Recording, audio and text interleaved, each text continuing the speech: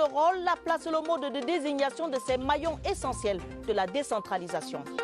Des paroles aux actes, le Grand Dialogue national a posé le diagnostic et proposé des voies de sortie de crise.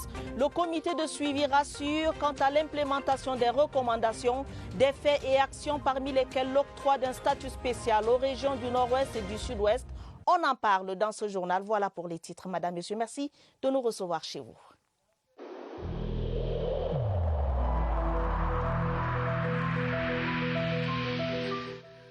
Il est essentiel que les mesures qui ont été indiquées soient absolument respectées par chacun de nous. Lavez-vous régulièrement les mains à l'eau et au savon ou à l'aide d'un gel hydroalcoolique. Restez à au moins 1 mètre de distance des autres personnes, surtout si elles toussent, éternuent ou ont de la fièvre. Si vous avez de la fièvre, de la toux ou des difficultés à respirer, consultez un médecin.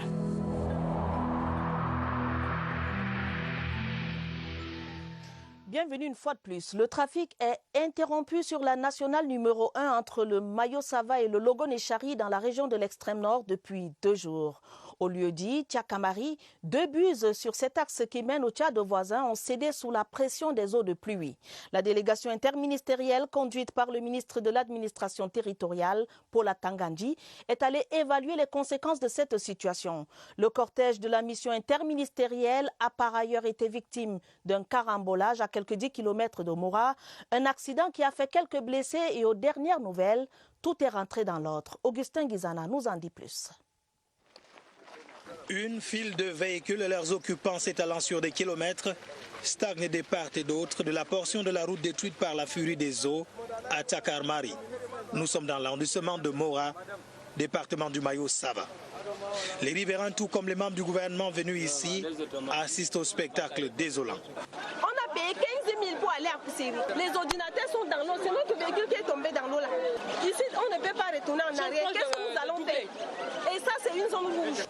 Depuis 48 heures, 2 buses ont cédé à cet endroit. Le gouvernement annonce des mesures urgentes. Nous avons instruit une entreprise de la place d'assurer très rapidement son enrouchement et je crois que ça va se faire dès demain. Des mesures qui devront toucher l'ensemble du département du Mayo-Sava. En effet, dans cette partie de la région de l'extrême nord, des ponts menacent de céder, comme ici en plein cœur de Mora. Ou encore des maisons rasées par les eaux. Malgré les difficultés, malgré les écueils, je crois que les choses avancent. Cette mission a pour but maintenant d'accélérer certains projets. La mission de la délégation interministérielle entamée en début de matinée par la visite du tronçon Marwa-Mora a été émaillée par un accident de la circulation du cortège. On ne déplore aucune perte en vies humaines. Merci au chef de l'État qui a instruit dès l'accident à ce que la région prenne les enfants du Bir et nous-mêmes qui étions dans l'eau. Et ça s'est fait avec une telle rapidité que Mme Cortés n'a rien. Tout va bien. Dans l'extrême nord, la délégation interministérielle répare avec une idée exacte de la situation des infrastructures routières et les dégâts causés par les inondations. Rassurant de savoir que Madame la ministre va bien. Les 178 sinistrés des inondations de Bogo et les habitants de l'île d'Avakai, à Maga, sous la menace d'une portion défectueuse de la digue route, ont reçu l'assistance du chef de l'État. Des produits alimentaires et sanitaires et du matériel de couchage leur ont été remis par la délégation conduite par le ministre de l'administration territoriale. Plus de détails, une fois de plus, Augustin Guizana. Les effets néfastes des inondations, ajoutés à la longue attente de la journée, se sont transformés en joie et réconfort pour les sinistrés de Bogo à la tombée de la nuit. Les statistiques au 31 août 2020 nous donnent les chiffres suivants. 178 sinistrés, environ 300 hectares de cultures détruites. Ces denrées alimentaires, ces matériels de couchage, nous allons devoir aussi garder ça jalousement parce que sans ça, nous étions tellement perdus. Bogo, commune du département du Diamari, peuplée de plus de 200 000 âmes, n'a pas que l'assistance ponctuelle du chef de l'État. Le chef de l'État lui-même était ici en 2012 pour assister les populations à Guilvédic. Les infrastructures routières poussent à la satisfaction de la délégation interministérielle. Ce qui est des travaux d'assainissement 59 dialogues sur 62. C'est la preuve que le chef de l'État pense à tout le monde, y compris les habitants de l'île d'Avakaï, située le long de la digue de Maga, dans le département du Mayo-Danaï. Ici, les cultures ont subi la furie des eaux. À Maga, il y aurait une centaine d'hectares et une centaine aussi du côté de Yagua. La mission interministérielle continue de faire l'évaluation de la situation sur le terrain et dressera un rapport conséquent à qui de droit. Plusieurs hectares de culture totalement dévastés, environ 1500 habitations détruites. Tel est le bilan provisoire des récentes inondations survenues à Ouaza, dans le département du Logone-Chari. Pour y faire face, l'exécutif municipal a remis environ 20 000 sacs de sable pour la construction de digues de protection. Voici la correspondance d'Augustine Asta de CRTV Extrême Nord. Les pluies diluviennes frappent de plein fouet l'arrondissement de Ouaza dans le département du Logone-Chari, faisant d'importants dégâts matériels. On n'a même pas dormi de toute la nuit. L'eau entre par ici, par là-bas, partout. L'eau est d'abord pénétrée dans les maisons et puis ça a endommagé d'abord les murs. Les toits se sont écroulés et les populations étaient obligées de déguerpir. Depuis 37 ans que je suis ici sur place, je n'ai jamais vu ce phénomène-ci. Là où nous sommes là, on ne sait même pas dans quel abri il faut habiter maintenant. À l'effet de mieux apprécier les dégâts causés par les fortes précipitations ces derniers jours, le maire de la commune de Ouaza est descendu sur le terrain avec dans ses bagages des sacs devant permettre de construire une digue de protection. Tout l'arrondissement de Ouaza s'est inondé et on demande au président de la République, son Excellence Paul Biya, il pense aux gens de Ouaza. Pour l'heure, les populations de Ouaza s'organisent comme elles peuvent pour faire face aux intempéries. Deuxième titre du journal ce soir. Le chef de l'État a signé le 2 septembre dernier un décret qui fixe le nombre de conseillers régionaux par département et par catégorie. En attendant la convocation du corps électoral, voyons avec Rodrigue Bertrand Tueno l'importance de ces conseils dans la chaîne de la décentralisation au Cameroun. La région ayant vocation à être un espace économique, un cadre d'aménagement, de planification et de coordination du développement, le Conseil régional définit les orientations en matière de développement dans la région, conformément aux grandes orientations nationales. À cet effet, il discute et adopte tous les plans de développement régionaux, règle par ses délibérations les affaires de la région et donne son avis sur toutes les questions qui lui sont soumises par l'État ou d'autres collectivités. Il délibère sur le budget primitif, le budget supplémentaire, le compte administratif et le compte de gestion de la région. C'est l'organe délibérant de la région, un maillon important de la chaîne de la décentralisation. Le Cameroun sera donc bientôt doté de conseils régionaux. La disposition telle que prévue par la Constitution sera définitivement matérialisée avec l'élection des pionniers de ces institutions. Si leur profil cadre avec tout Camerounais majeur et jouissant de ses droits civiques, leur mode de désignation, lui, est particulier. Explication dans ce reportage d'Oswald Moudon. Leurs noms rentreront définitivement dans l'histoire de la nation camerounaise, appelés qu'ils sont à inaugurer l'ère des conseils régionaux. Mais les potentiels candidats devront d'abord être investis pour postuler. Leur désignation reste cependant peu ordinaire. Le moyen de désignation des élus est un moyen qui est plutôt indirect. Les électeurs sont définis par la loi. Il y a deux catégories. Il y a l'ensemble des conseillers municipaux et la deuxième catégorie, ce sont les acteurs qui relèvent des chefferies traditionnelles. Mais ce n'est pas tout. Leur profil aussi est bien défini. Si les électeurs sont de ces deux catégories-là, cela ne veut pas dire que les candidats sont uniquement de ces deux profils. C'est-à-dire que tout citoyen camerounais remplissant ses droits et étant en règle avec les dispositions de la loi est à mesure d'être candidat. Peut prétendre postuler à l'élection tout citoyen camerounais sans distinction de sexe, jouissant du droit de vote et régulièrement inscrit sur une liste électorale et âgé de 23 ans révolu à la date du scrutin. Il faut par ailleurs savoir lire et écrire le français ou l'anglais et justifier d'une résidence effective d'au moins 6 mois sur le territoire de la région concernée. Reparlons ce soir de la mise en œuvre des recommandations du Grand Dialogue national à la suite de la session inaugurale du comité de suivi présidé il y a quelques jours par le Premier ministre chef du gouvernement. Reparlons spécifiquement du statut spécial accordé au nord-ouest et au sud-ouest dans le Code général des collectivités territoriales décentralisées. Ce statut offre à ces deux régions en crise la possibilité de s'impliquer dans la gestion des collectivités. Plus de précisions avec Séverin Alegambila.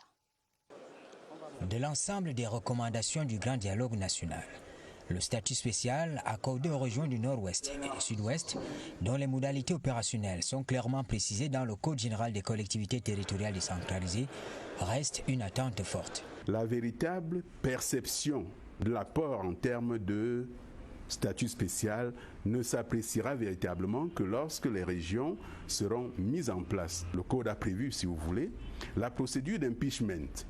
C'est-à-dire que dès lors que les conseillers régionaux ne sont pas satisfaits de la manière de gérer du président du conseil régional, qu'est-ce qu'on fait? On vote une délibération qui le démet.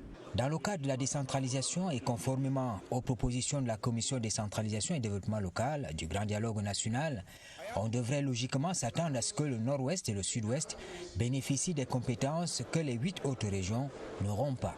Par exemple, une forte implication des populations à l'élaboration des politiques publiques, un médiateur qui garantira l'harmonie entre les services publics et les collectivités territoriales décentralisées, des organes exécutifs et législatifs qui sont une émanation de la volonté populaire et qui tiennent compte des spécificités locales. Un vaste chantier dont les contours réels sont à définir. C'était Séverin Alegambili. 2 groupes de jeunes combattants séparatistes dans le nord-ouest viennent d'être appréhendés par les populations. Ces séparatistes avaient en leur possession des armes de guerre, des munitions et des accessoires de la République imaginaire d'Ambazonie. Ils ont été présentés à la presse par les éléments de la gendarmerie de la région du nord-ouest. Laurent Chissoubé de CRTV Nord-Ouest.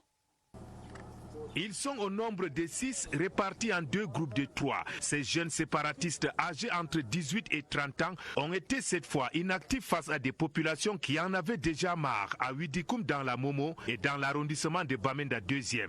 C'est l'occasion simplement pour nous ici davantage de saluer cette collaboration actuelle naissante. Cette franche collaboration qui naît de plus en plus entre les populations et les forces de défense et de sécurité a permis de saisir des armes de guerre, d'importantes quantités de munitions et des accessoires de la République imaginaire d'Ambazonie. Le sort qui leur est réservé est loin du centre DDR. S'ils étaient venus par eux-mêmes, on aurait pu prendre l'option du DDR. Mais du moment où, tel que vous le savez, ont été pourchassés, longtemps pourchassés, tel qu'ils vous l'ont expliqué, ont fait autant de mal aux populations et ont été arrêtés dans le feu de l'action, je crois que c'est une autre option.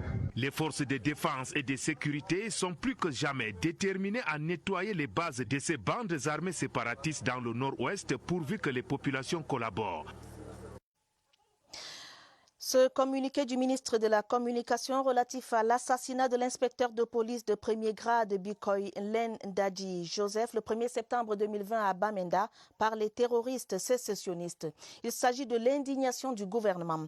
Le gouvernement de la République a appris avec consternation la nouvelle de l'assassinat lâche et criminel de l'inspecteur de police de premier grade Bikoy Ndadji Joseph en renfort au commissariat central de Bamenda, chef-lieu de la région du Nord-Ouest et en service au commandement central des groupements mobiles d'intervention de la dite ville. Cet acte barbare d'une cruauté inqualifiable a été perpétré dans la journée du mardi 1er septembre 2020 aux environs de 12h30 au lieu dit City Chemist, non loin du centre commercial de la ville de Bamenda, par 2 individus en possession d'armes de guerre, lesquels ont délibérément et sans aucune concession ouvert le feu sur une patrouille de police du commissariat central de Bamenda. Les services spécialisés recherchent activement les auteurs de cet assassinat d'un des valeureux éléments des forces camerounaises de défense et de sécurité. Le gouvernement exprime son indignation et condamne avec la dernière énergie cet acte cruel commis par des bandes terroristes sécessionnistes qui, une fois de plus, viennent d'ôter violemment la vie à un représentant de la force publique dans le plein exercice de sa mission de protection des populations et de leurs biens. Aussi, le ministre de la Communication transmet-il à la famille de l'inspecteur de police de premier grade, Bikoy Len Ndadji Joseph, si durement éprouvé, les sincères condoléances du chef de l'État, son Excellence Paul Biya, ainsi que celles du gouvernement de la République, en même temps qu'il réaffirme aux forces nationales de défense et de sécurité le vif et ardent soutien de la nation tout entière, signé à Yaoundé du ministre de la Communication, René Emmanuel Sadi. Le Canada salue la riposte camerounaise anti-Covid-19. Le haut-commissaire de ce pays, Ami, était l'hôte des populations de Mbankolo à Yaoundé. Richard Ball recommande le respect des mesures barrières pour éviter une seconde vague de la maladie qui secoue déjà le monde. Plus de détails avec Sadou Mamoudou. Le haut-commissaire du Canada au Cameroun s'est voulu sans embâche. La résilience africaine reste la grosse surprise de la pandémie du Covid-19. Et le respect des mesures barrières demeure le salut pour les Camerounais. On n'a pas encore vu de deuxième vague ici au Cameroun. Il faut rester très vigilant. Les approches locales de traitement comme les mesures culturelles ont constitué le point d'ancrage de la sensibilisation. Nous devons éviter les jeux collectifs. Éviter le veillé mortel, du bois dans le même gobelet, dans le Matango Club. La couverture santé universelle, si on pouvait arriver à cela, je pense que le président de la République aura accompli quelque chose d'extraordinaire. La rentrée du 5 octobre prochain, le CHAN puis la CAN étant dans le pipe, le diplomate canadien encourage les 3 T, tracking, testing and treating. Les formations sanitaires de l'arrondissement de Molundu dans la région de l'Est ont reçu des appuis pour la lutte anti-Covid-19, des équipements sanitaires et des kits d'hygiène remis par la sénatrice Marie-Louise Mompéa. Jean du Nord Kemché, pour plus de détails. Molundu, avec les pluies, l'accès est encore plus difficile. Des obstacles bravés par le sénateur Marie-Claire Mompéambio qui vient de faire un don. Madame le sénateur Mompéambio, élite du département de Bumba-Ngoko, a envoyé aux structures sanitaires de Molundu d'importants kits de riposte contre le coronavirus. Nous allons d'abord remercier Madame la sénatrice. Lorsque un gabarit de matériel arrive en ce moment, ça réveille encore l'attention sur la lutte face à cette pandémie. Joie et reconnaissance partagée. Chaque formation sanitaire aura au moins 50 savons de Marseille, un thermoflash, un masque de protection et aussi l'hôpital de district aura en plus des bottes de protection, un seau robinet, aura aussi du chlore. Le sous-préfet de Molundu a suggéré d'autres pistes d'action. Nous reparlerons de la lutte anti-Covid dans ce journal. Le temps juste de parler de la révision du guide méthodologique d'élaboration des cadres organiques. Le ministre de la fonction publique a ouvert un atelier sur le sujet à Ebolova. Ce guide sera expérimenté dans 10 ministères pilotes. L'activité rentre dans le cadre de la modernisation de la gestion des finances publiques. Plus de détails avec Catherine Toulou-Elanga. La gestion des finances publiques prend un tournant décisif, une bataille permanente. Même si l'arrimage aux bonnes pratiques n'est pas la chose la mieux partagée dans nos administrations. Une réalité qui déteint sur le rendement de ces administrations. Mais le gouvernement ne démord pas à travers le plan global des réformes de la gestion des finances publiques. Il s'agit de revoir un instrument extrêmement important. Cet instrument, c'est le cadre organique. Le cadre organique, au-delà de l'organigramme lui-même, va beaucoup plus en profondeur pour permettre à un chef de département ministériel ou tout simplement à un manager d'avoir tous les détails nécessaires qui permettent de véritablement piloter l'organisme dont il a la charge. Au terme de ces travaux, un guide d'élaboration des cadres organiques validé est attendu, mais également 10 spécimens de cadres organiques des administrations disponibles.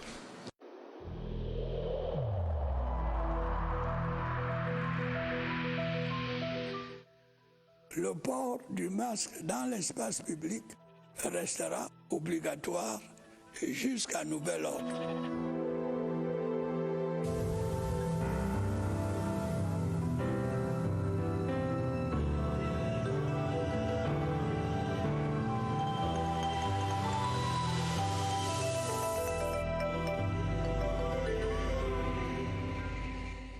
La riposte anti-Covid-19 au Cameroun, les sites spécialisés de prise en charge de la région du centre sont de moins en moins occupés. Les hospitalisations sont en baisse. Allons en savoir plus dans l'entretien de ce soir, entretien mené par notre reporter Évariste Yenga au centre des opérations d'urgence de santé publique. Il est en compagnie de son invité, le docteur Charlotte Moussi. Évariste, bonsoir. Que doit-on retenir ce soir? Vous avez l'antenne.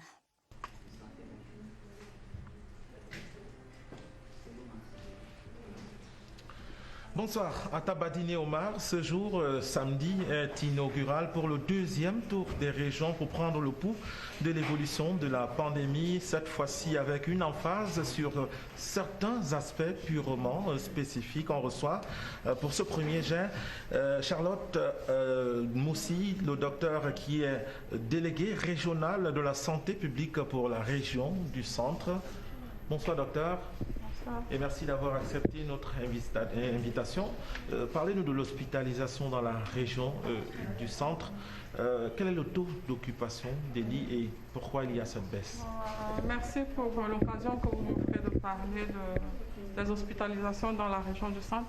Je voudrais rappeler quand même que depuis le début de l'épidémie, nous avons enregistré 8 711 cas positifs. Actuellement, nous avons 85 cas actifs, 8 en hospitalisation et 77 qui sont suivis en externe, ce qui nous fait un taux d'occupation des lits de 2,7%.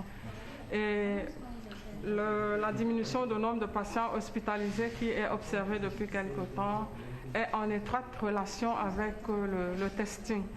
Parce qu'au niveau des sites de prélèvement et des laboratoires, on a observé qu'il y avait une diminution du nombre de cas positifs, donc forcément les hospitalisations vont diminuer. Ce qui ne veut pas dire que l'épidémie est achevée. Plus que jamais, nous devons renforcer les mesures qui ont été dictées par le gouvernement, à savoir le lavage des mains avec de l'eau et du savon, le port systématique du masque dans les espaces publics. Et nous encourageons également les populations à connaître leur statut. Parce que si on est testé positif, on est immédiatement mis sous traitement.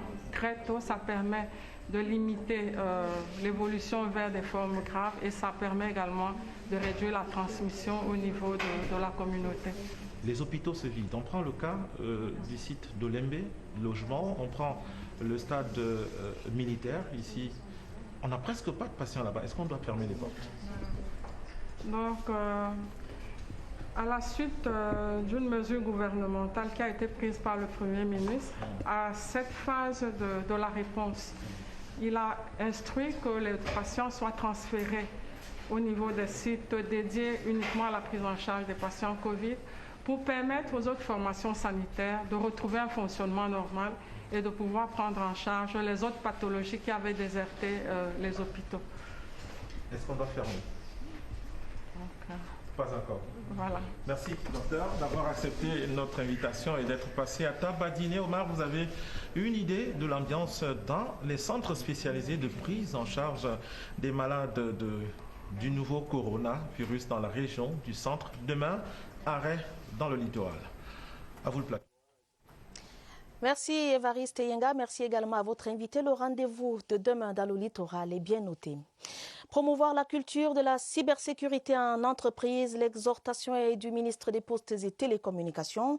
Minette Libom Liliken l'a redit aux chefs d'entreprise réunis à Yaoundé dans le cadre de la campagne nationale sur la cybersécurité et la sensibilisation à l'utilisation responsable des réseaux sociaux. Irène Dianafouda. Le slogan de campagne « Tous mobilisés pour la cybersécurité au Cameroun » passe comme une lettre à la poste. Il y a des actions qui doivent être engagées sur les systèmes d'information en eux-mêmes pour que les données qui sont produites au niveau de ces plateformes soient des données sécurisées. La cybersécurité reste le point d'ancrage à la riposte digitale contre les menaces qui planent sur le cyberespace.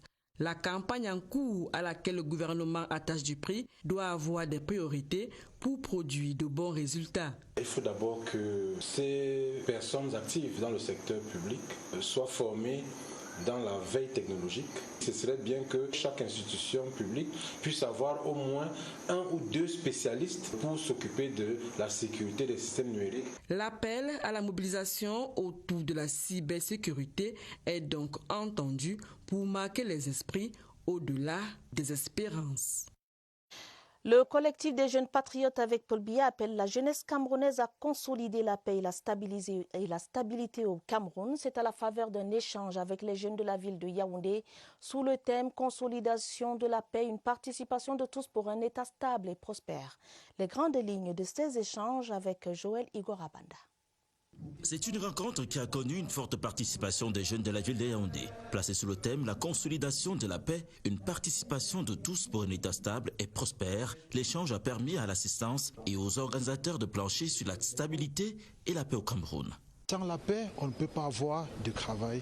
Sans la paix, on ne peut pas avoir cette patrie. Ces jeunes sont donc appelés par la JAPABI à ne pas tomber dans le piège du désordre et de la violence. La paix est un atout indéniable à la construction harmonieuse, au développement. Les jeunes aujourd'hui, nous savons bel et bien tout ce qu'ils traversent comme difficulté, mais nous devons reconnaître aussi les efforts menés par les pouvoirs publics.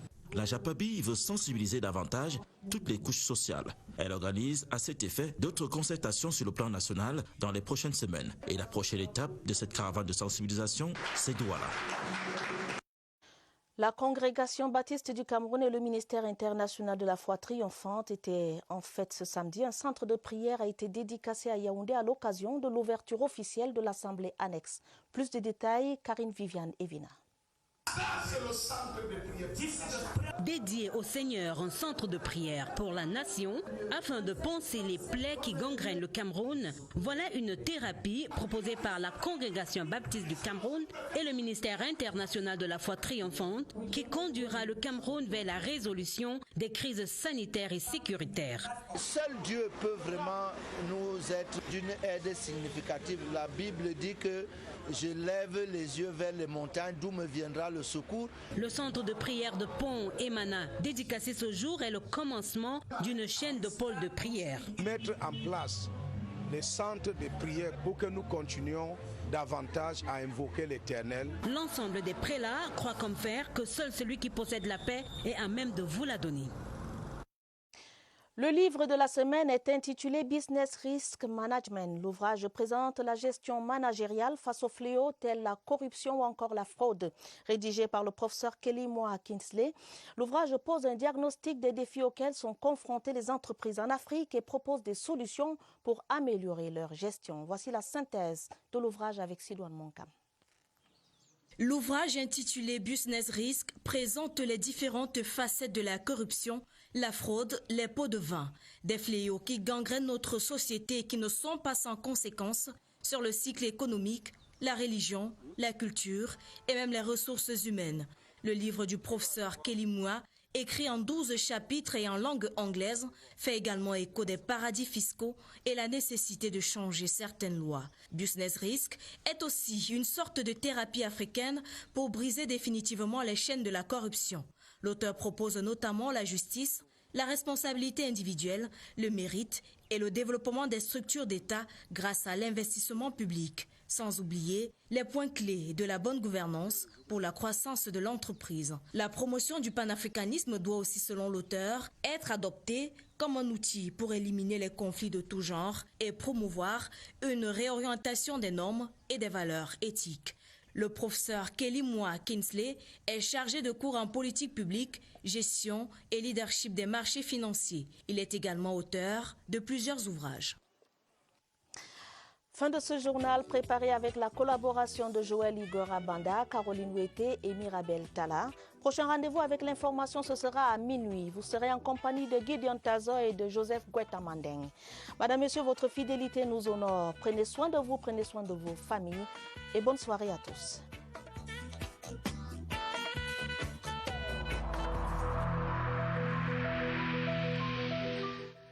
Il est essentiel que les mesures qui ont été indiquées soient absolument respectées par chacun de nous. Lavez-vous régulièrement les mains à l'eau et au savon ou à l'aide d'un gel hydroalcoolique. Restez à au moins 1 mètre de distance des autres personnes, surtout si elles toussent, éternuent ou ont de la fièvre. Si vous avez de la fièvre, de la toux ou des difficultés à respirer, consultez un médecin.